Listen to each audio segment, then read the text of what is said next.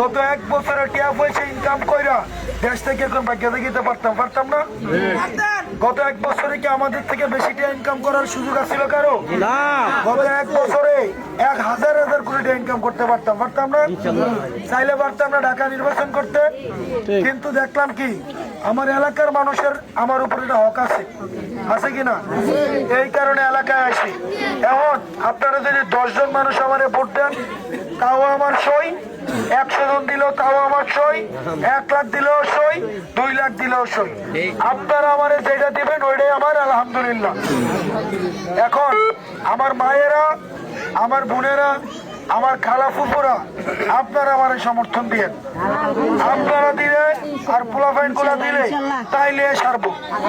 আর বাচ্চা যারা আছে তারা এমনি লাইনে আসবে।